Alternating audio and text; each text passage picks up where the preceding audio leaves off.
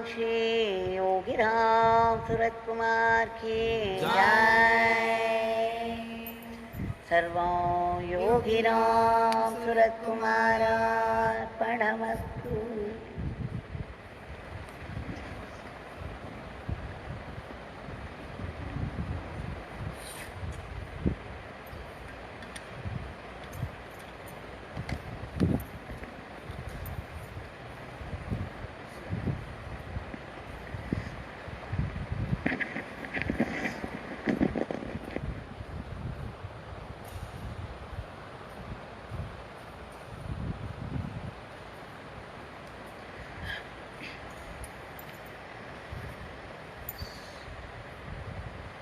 Once again,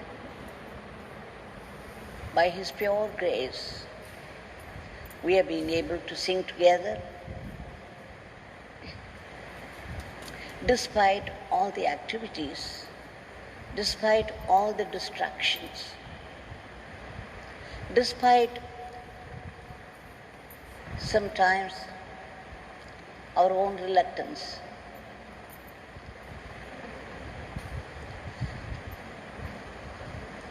Yogi Ji used to say, to open your eyes and close, you need God's grace. To make a movement with your little finger, you need God's grace. To breathe, certainly you need God's grace.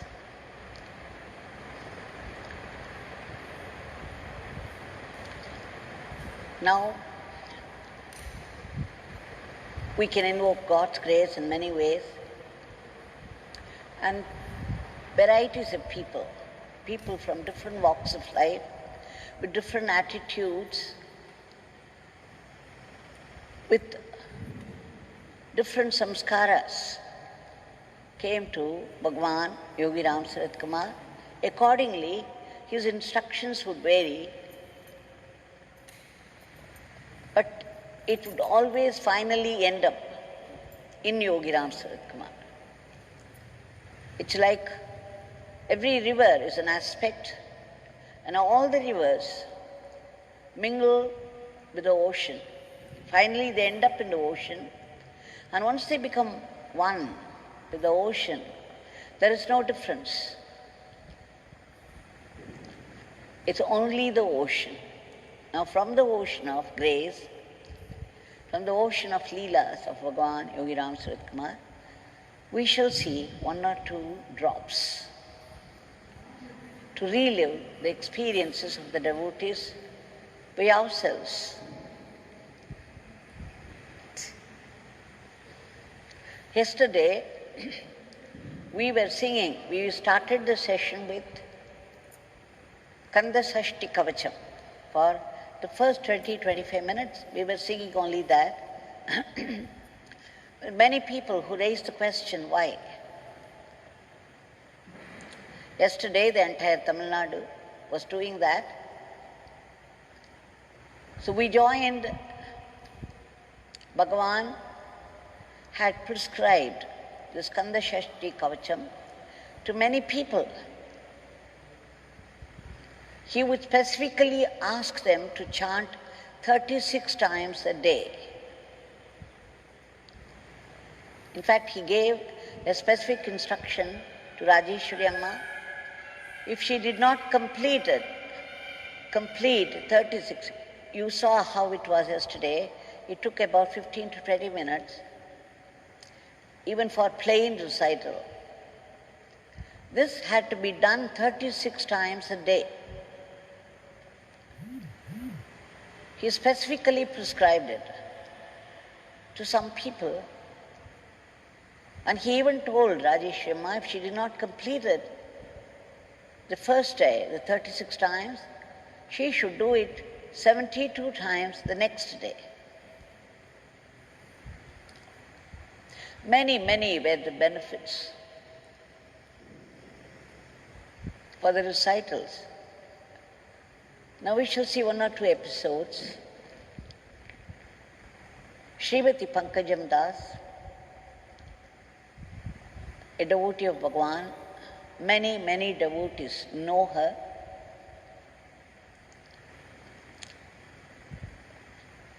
She is even considered as nightingale of the ashram. Her singing is beautiful, laden with bhava, and was well appreciated by Bhagwan and by devotees. She was coming, she was observing this Skanda Sashti Vratham. It's a regimen, certain regimens had to be followed for this to be taken up. She would go every year to Tiruchendur, stay there for 1 week, would observe the regimen of the Skanda Sashti. It's a regimen related to Lord Muruga. They would eat only once a day, and they would keep on chanting this, recite. It's a kavacham. Kavacham means a shield against all diseases, a shield against all ills of body and mind. So she was doing it from 1980 up to 1998, for so many years, year after year. But once in 1992, when she wrote for accommodation to the temple authorities of Tiruchendur, she got a telegram just a few days before this fasting started. It's called Vratham, a regimen to be followed. She was very upset about it, naturally. There were just only 4 days to start Vratham, to start this fasting and recital. Her people at home said, when there is no accommodation in Tiruchendur, how could you go and stay and observe all that you have been doing? So better drop the idea. But she would not give up. For her, only Yogi Ramsuratkumar was ever the refuge. She rushed to Thiruvanamalai, to Sannadi Street House, with the telegram. Bhagwan received her well, and looking at her, and of course, there was nothing that he did not know. He asked her if she wanted to say anything to him. And of course, she did very much. And she produced this telegram to him and said, Swami, this time when I wrote to them for accommodation, the reply has come. There is no accommodation. I don't know what to do. I've been going year after year after year now, 11 years, this is the 12th year. And then Bhagwan asked her, do you want to go? She said, yes. Okay, then he smiled, raised both his hands in the gesture of blessing and said, my father says he would give 3 VIP rooms to Pankajam.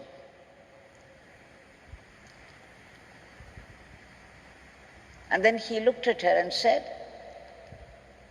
I have conveyed what my father said, you can go now. She said, Swami, I don't want VIP rooms and I don't want 3 of them. I want 1 ordinary room, that's all. Again he smiled and said, oh, this beggar doesn't know Pankajam. This beggar said whatever his father told him. And then she was very happy. She rushed back to her home. And of course, the people at home would not believe, they did not have faith in Bhagwan's word like her. And so they objected to her leaving without any accommodation assurance from the temple. But she would not listen to them. She just rushed to Tiruchendur, approached the temple authorities and asked who the executive officer there. They mentioned Aranganayakam. The minute she heard the name Aranganayakam, the bell rang inside, and she knew this Aranganayakam when he was the temple officer in Tanjore Kamakshi temple.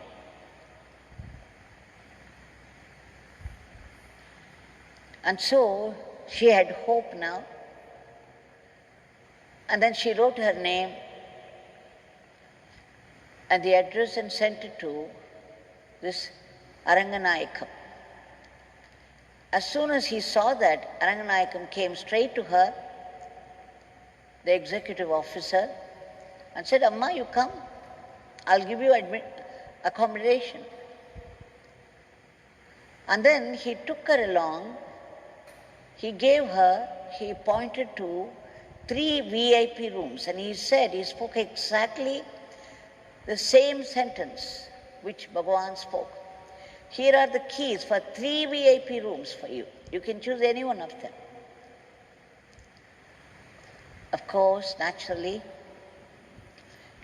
for her, she was wonderstruck, despite the fact that she knew that whatever Bhagavan said always came true.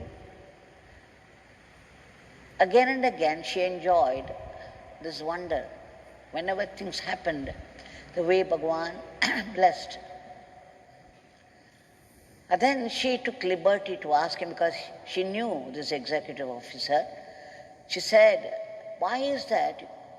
I got a reply from here that there was no accommodation. I've been coming every year." And then the officer said that he took charge only 4 days before, that he was not here when her letter came or when the reply was sent. And then she remembered. She went to see Bhagavan just 4 days before the fasting started.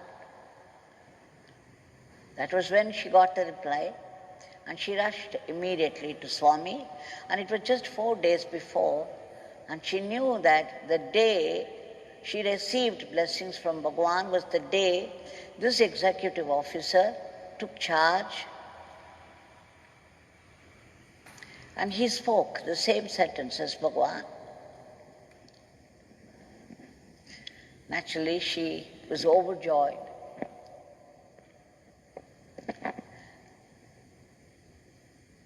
You can imagine how a devotee would feel at this time when a devotee is desperate to keep up the fasting and recital, the vrata, Kanda Sashti Vratam. And suddenly everything went wrong and she could do nothing about it. And then these blessings came. Now she's being offered keys to choose from 3 VIP rooms, just as Bhagavan promised. Let us relive this experience, the joy that she felt at the fulfillment of her wish. There is another story. That is what really happened. From Chennai, a couple, Sri Venkatraman, his wife Mukta, and their 2 children, the 4 of them came to have darshan of Bhagavan. They've been coming off and on. This was one of those times. And as soon as they were seated there, Bhagavan looked at Mukta, Venkatraman's wife, and wanted to know her name, and she said Mukta. And then he asked her, "Do you know the meaning of this word, Mukta?" She didn't. And Bhagavan himself said, Mukta means the pearl. Many of us would be surprised because Mukta generally means liberation, moksha. But here Swami was saying the meaning is the pearl. It is true, there are 3 meanings to the word mukta. Of course, the spiritual literature, it means liberation. In the Ayurvedic Shastra, it means pearl, calcium carbonate. That is the Shastra, the Ayurvedic branch that deals with chemical reactions with the herbs, minerals and metals.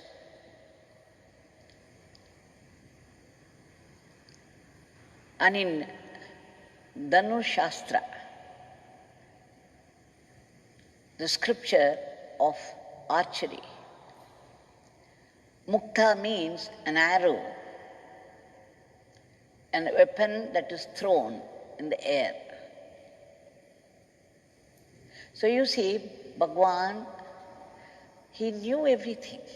He knew all the meanings. He knew the meaning as per the Ayurvedic Shastra. And then he asked Mukta, can you recite some slokas that you know? She said, I know only Kanda Sashti Kavacha. That is the recital which is considered, the recital pertaining to Lord Muruga, which is generally considered as a shield against all diseases, all ills of body and mind.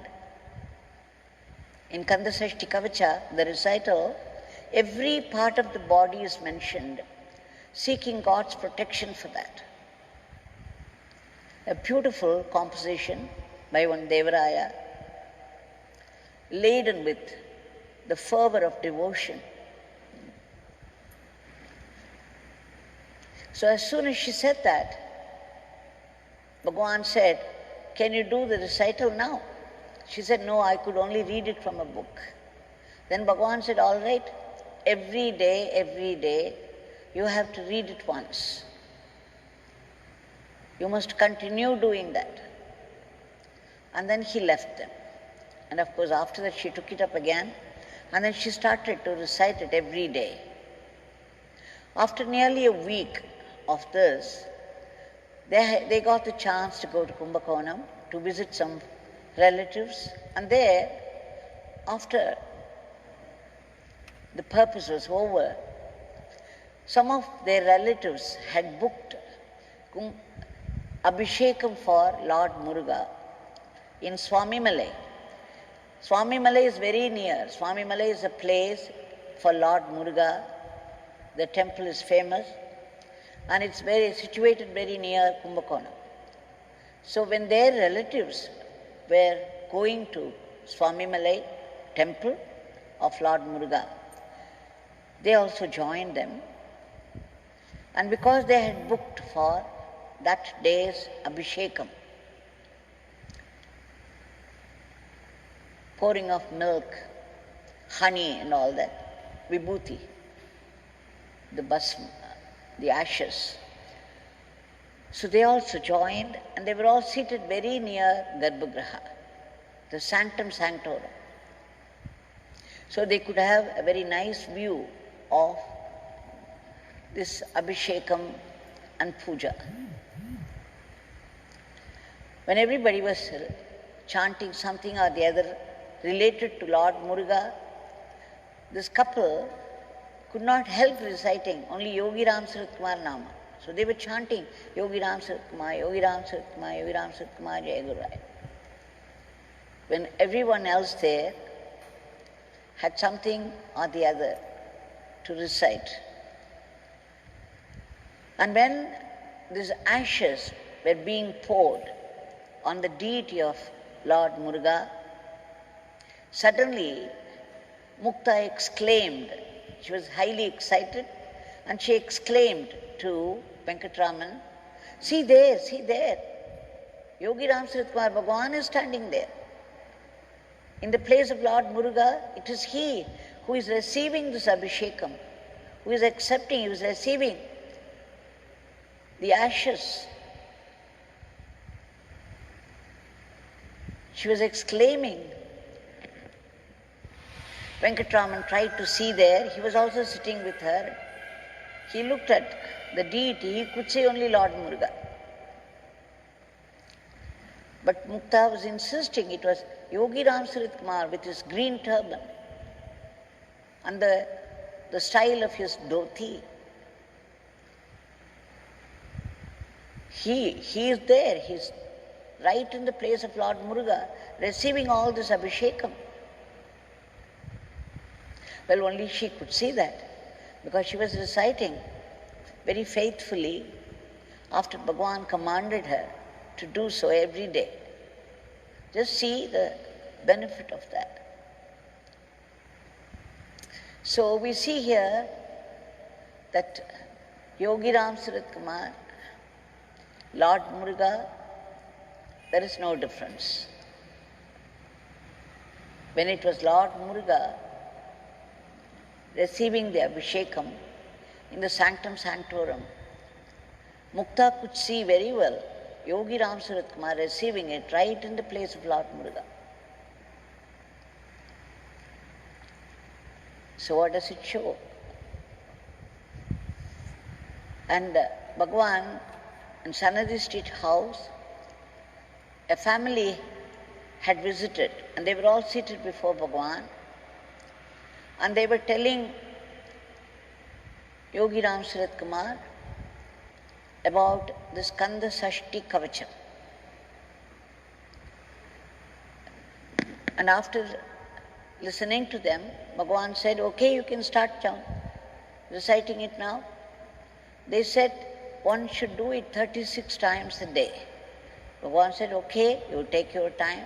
You recite all the 36 times here in front of this beggar. And he kept blessing them when they were reciting. There was a devotee by name Vishwanathan. It's not Rajaram Joshi, it is Vishwanathan who was there watching all this. And after those people left, he asked Bhagwan, Bhagwan, you have given the name Yogi Ramsuratkumar as mantra for many of us, which is very simple, easy, and works for us in our difficulties. Is it not enough to chant your name instead of all these recitals? Bhagwan nodded his head with a smile, yes. And then he said, to the extent you chant any mantra, be it Kanda Sashti Kavacham or Yogi Ramsuratkumar, to the extent you chant with sincerity, with feeling, to that extent you would be able to feel its power. The mantras are all infused with power, the power of the deity. What matters there is our feeling. Kanda Sashti Kavacham is meant for all ills of the body and mind. And now at this point I remember suddenly a conversation between Swami Shivananda of Rishikesh and a disciple. When some people had gathered, Swami was also, Shivananda was a doctor. He used to distribute medicines. So that time he was saying, you people talk about allopathy, homeopathy, naturopathy.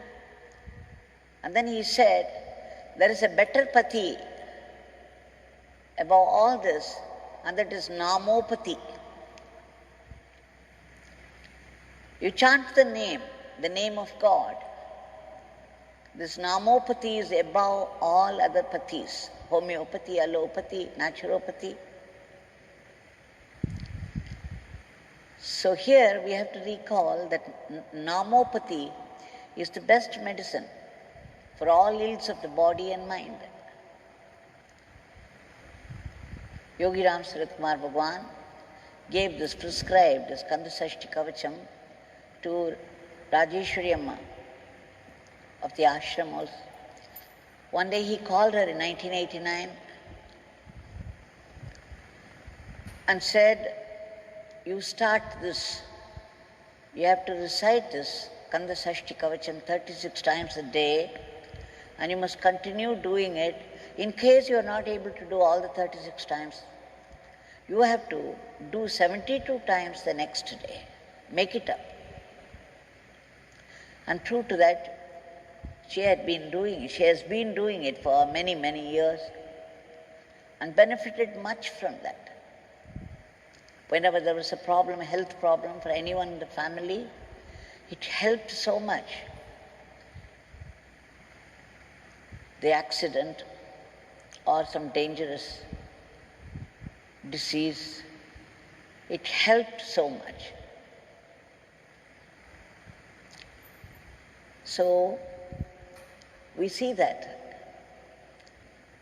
how Bhagwan gave different recitals to different people in different circumstances according to their nature, according to their past karmas, etc.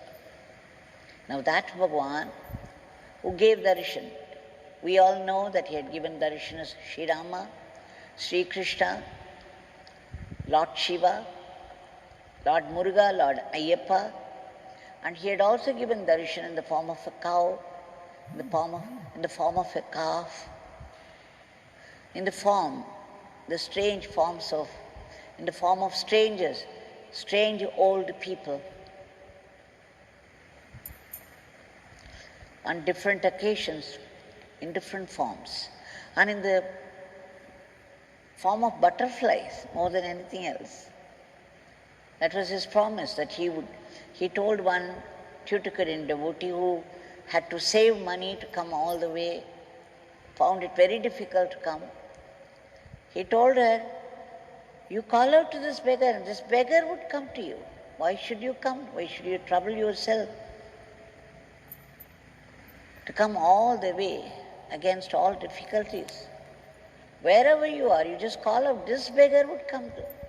This beggar would come to you in the form of a butterfly, he said. And it has become many, many, many devotees' experience today. Now this Bhagwan is here, right in front of us, with a smile on his lips. And if you go close to him, you could see his eyes focused on Brahmarandra, on the scalp, which means a deep samadhi. But at the same time, it's not a samadhi where he would be completely lost to the devotees. Because the one expression of the samadhi is compassion. Pure compassion, costless compassion. So you would see Bhagwan with his raised hand in benediction. And there's a constant flow of grace. So let's appeal our prayers to this boundless grace, the embodiment of grace and power.